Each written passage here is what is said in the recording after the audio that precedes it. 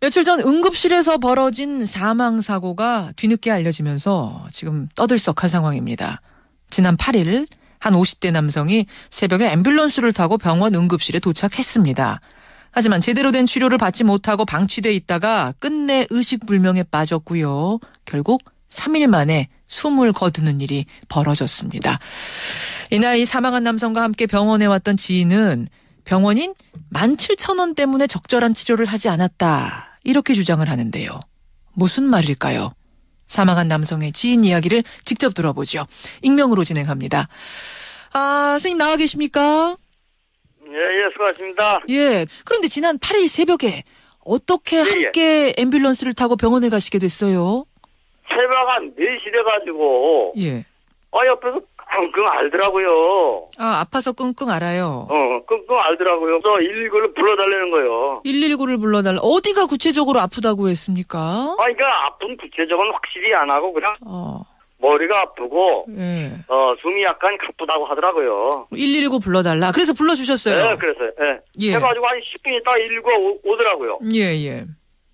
와가지고 스스로 걸어서 응급차 혼자서 탔고 타고 갔어요.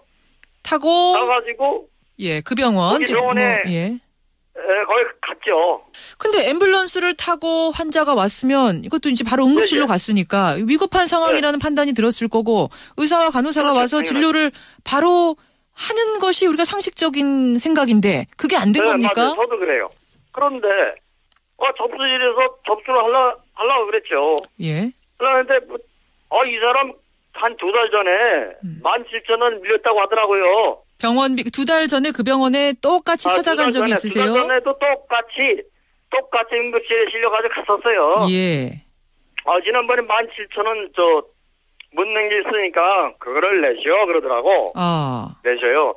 지금 돈이 얼마 안 되니까 일단 환자가 급하니까 환자부터 빨리 접수해가지고 응급 좀 해주셔. 예. 그랬죠. 했더니 밀린 돈 안 주면 못하겠다. 딱 잘라 말하더라고요. 그래서 접수는 끝내 이루어지질 않은 겁니까? 당연히 못했죠.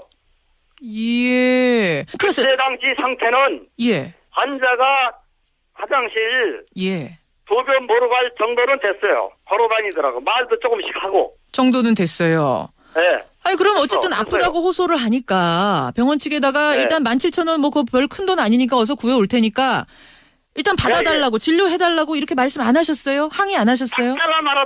딱 잘라 말하다니까요. 지난번에도 17,000원인데 그거 내라. 그거 내야만이 접수를 해서 치료를 하겠다 그러더라고요. 예. 이 시간 끌다 보니까 한 5시 50분 되더라고요. 예.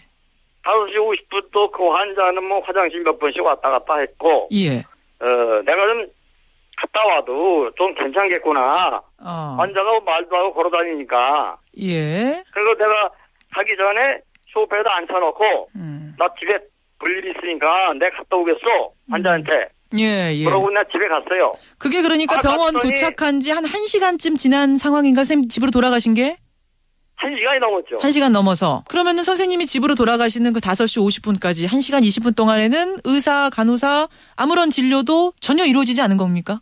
그렇죠. 전혀. 알겠습니다. 자, 저희가 이제 병원 측 입장을 좀 들어보니까요. 꼭 17,000원 때문에 진료를 안 한 게 아니라 6월에 이분이 병원에 왔을 때 술에 취해서 병원 관계자들에게 폭력을 행사했고 링거를 맞다가 그걸 거짓말이구나. 스스로 뽑고 병원을 그냥 나가버렸다. 환자가 때린 건 아니고 좀 싫은 소리 한 모양인가 봐요. 싫은 소리를. 보는 사람한테.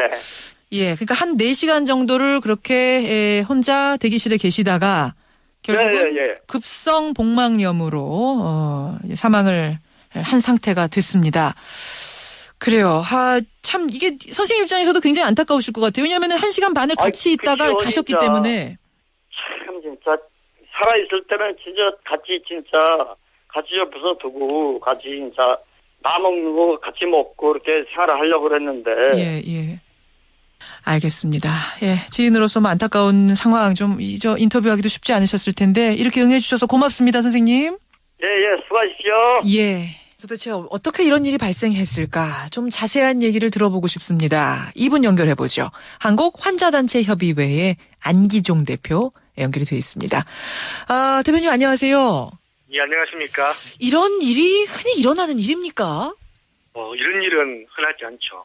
어허. 보통 이제 응급실에 환자가 응급 사태가 발생해서 갔을 때 예. 가끔 이제 응급실에 환자가 꽉 차 있어서 치료 못 받는다든지 아니면 의사가 없어서 아니면 의사가 수전이 좀 부족한 뭐 인턴 레지던트가 있어서 가끔 이제 응급실에서 이런 사고가 발생할 수 있는 경우는 있지만 이번 이 사건은 치료비 때문에 아예 환자를 받아주지 않은 거잖아요. 그렇죠. 그러니까 이런 경우는 굉장히 드물고 그래서 저희들도 사실 이 사건 접하고 굉장히 충격이라고 해야 되나? 그래요. 도대체 이 병원은 왜 그랬을까 궁금한데 환자 측에서는 밀린 치료비 17,000원 때문에 우리 접수를 안 받아주더라 이렇게 주장을 하고 병원 측에서는 밀린 치료비 때문만은 아니다. 환자가 전에도 폭력을 행사하고 무단 퇴원하고 가족한테 연락했더니 우리 아버지인지 아닌지 당신들이 어떻게 아느냐 이렇게 황당하게 답한 적이 있기 때문에 이번에도 가족에게 연락해서 오시라 이렇게 얘기를 한 거였다.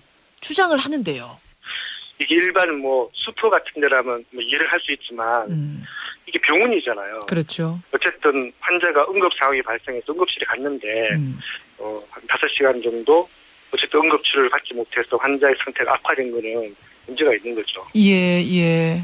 더구나 이 환자가 마지막 사인이 복막염입니다. 급성 복막염. 예. 뭐 제가 병에 대해서는 잘 모릅니다만 그래도 이 질병은 조금 빨리 발견했었으면은 이런 극단적인 상황까지는 안 갈 수도 있었던 게 아닌가 이런 생각도 들어요.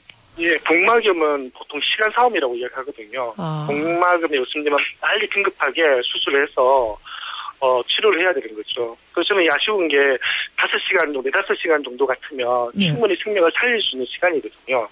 그게 사실은 돈 문제 때문에 여러 가지 이유가 있겠지만 지체돼서 환자가 결국은 사망까지 했다라고 하는 것은 심각한 문제죠. 누구나 이런 일 당할 수 있는 거죠. 어떤 경우의 환자라도 응급 상황에서 치료를 보장받을 수 있는 어떤 장치가 좀 있어야 되는 거 아닌가요? 그렇죠. 병원에서는 자주 우리도 뭐 손해보고 치료할 수 있는 건 아니지 않냐. 그래서 계속해서 이제 뭐 보증인이나 보증금을 요구하는 경우도 많이 있거든요. 그래서 정부가 적어도 응급 환자에 대해서는 돈 때문에 치료받는 일이 있어서는 안 된다. 그래서 1995년도부터 응급의료비 대불 제도라는 제도를 운영하고 있거든요.